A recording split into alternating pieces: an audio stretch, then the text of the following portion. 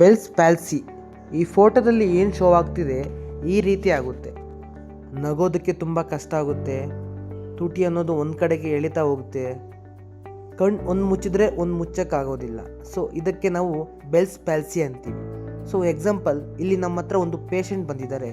So ಅವ್ರ ಫೋಟೋನ ನೋಡಿ, ಬಿಫೋರ್ ಅವ್ರು ಹೇಗಿದ್ರು, ಆಫ್ಟರ್ ಅವ್ರು ಹೇಗಾಗ್ತಾರೆ ಅನ್ನೋದು.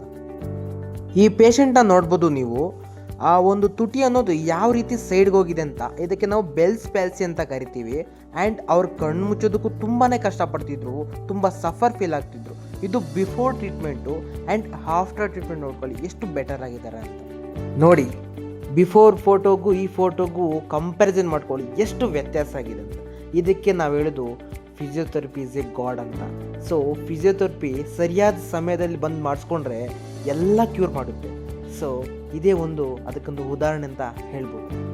ಅಭಿ, ಮುಂಚೆ ನಿಮಗೆ ಈ ಬೆಲ್ಸ್ ಪ್ಯಾಲ್ಸಿ ಈ ಥರ ಬೆಲ್ಸ್ ಪ್ಯಾಲ್ಸಿ ಫೇಶಿಯಲ್ ಡಿವಿಯೇಷನ್ ಆಗಿ ನಿಮಗೆ ಪ್ರಾಬ್ಲಮ್ ಆಗ್ತಾ ಇತ್ತಲ್ಲ, ಅವಾಗ ಏನೇನು ಪ್ರಾಬ್ಲಮ್ ಇದೆ, ಅವಾಗ ಏನೇನು ಪ್ರಾಬ್ಲಮ್ ಇತ್ತು? ನನಗೆ ಜಾಸ್ತಿ ಡಿಫೆಂಟ್ ಆಗಿತ್ತು, ಅಂದರೆ ಎಫೆಕ್ಟ್ ಆಗಿತ್ತು. ಯಾವ ಥರ ಅಂದರೆ ಈ ಕಣ್ಣು ಏನಿದೆಯೋ ಓಪನ್ ಕ್ಲೋಸ್ ಆಗ್ತಿತ್ತು ಅಷ್ಟೇ, ಮತ್ತು ಓಪನ್ ಆಗ್ತಿತ್ತು, ಕ್ಲೋಸ್ ಆಗ್ತಿರ್ಲಿಲ್ಲ. ಒಂದು ಸಿಂಗಲ್ ಸೈಡು.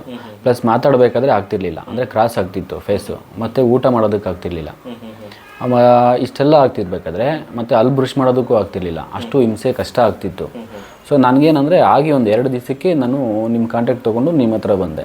ಸೊ ನಿಮ್ಮ ಹತ್ರ ಬಂದಾಗ ನಾನು ಟ್ರೀಟ್ಮೆಂಟ್ ತೊಗೊಂಡಾಗ ಬೆಸ್ಟ್ ಟ್ರೀಟ್ಮೆಂಟ್ ಅನ್ನಿಸ್ತು.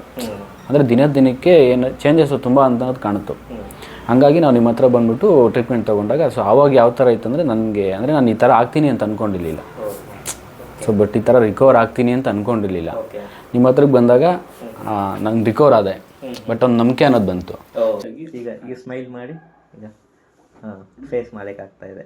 ಹಾಗೆ ಐಸ್ ಎರಡು ಕ್ಲೋಸ್ ಮಾಡಿ, ಈಗ ಎರಡು ಮೇಲೆ ಎತ್ತಿ, ಹಿಂಗೆ ತಗೊಳ್ಳಿ. ಇದೆಲ್ಲ ಕರೆಕ್ಟಾಗಿ ಈಕ್ವಲ್ ಆಗಿದೆ. Okay, good. ಬಟ್ ಆಗ ಫಸ್ಟ್ ಈ ತರ ಬಂತು ಅಂದ್ರೆ ಮತ್ತೆ ಈ ಕ್ರಾಸ್ ಹೋಗ್ತಿತ್ತು. ಓಕೆ, ಸ್ಟ್ರೈಟ್ ಬರ್ತಿರ್ಲಿಲ್ಲ, ಮತ್ತೆ ಕಣ್ಣು ಒಂದು ಈ ತರನೇ ಇರ್ತಿತ್ತು. ಓಪನ್ ಆಗ್ತಿತ್ತು, ಕ್ಲೋಸ್ ಆಗ್ತಿಲ್ಲ. ನೈಟ್ ಟೈಮ್ ನಿದ್ದೆ ಬರ್ತಿರ್ಲಿಲ್ಲ. ಓಕೆ. ಸೊ ಆ ಥರ ತುಂಬ ಜಾಸ್ತಿನೇ ಹಿಂಸೆ ಅನ್ನಿಸ್ತಿತ್ತು. ಸೊ ಹಂಗಾಗಿ ಇಲ್ಲಿ ಬಂದಮೇಲೆ ನನಗೆ ತುಂಬಾ ಹೆಲ್ಪ್ಫುಲ್ ಆಯಿತು. ಸೊ ಹಂಗಾಗಿ ಬೇರೆಯವ್ರಿಗೂ ಅಷ್ಟೇ ಹೆಲ್ಪ್ಫುಲ್ ಆಗಲಿ ಅಂತಲೇ ನಾವು ಈ ಥರ ಅಂದರೆ ನಿಮ್ಮ ಜೊತೆಲಿ ಇದು ಮಾಡಿಕೊಂಡು ಇದು ಮಾಡ್ತಿರೋದು. ಬಟ್ ಏನಂದರೆ ಇದರಿಂದ ಏನು ಉಪಯೋಗ ಅನ್ನೋದಕ್ಕಿಂತ ಜನಕ್ಕೆ ಒಳ್ಳೆಯದಾಗಲಿ.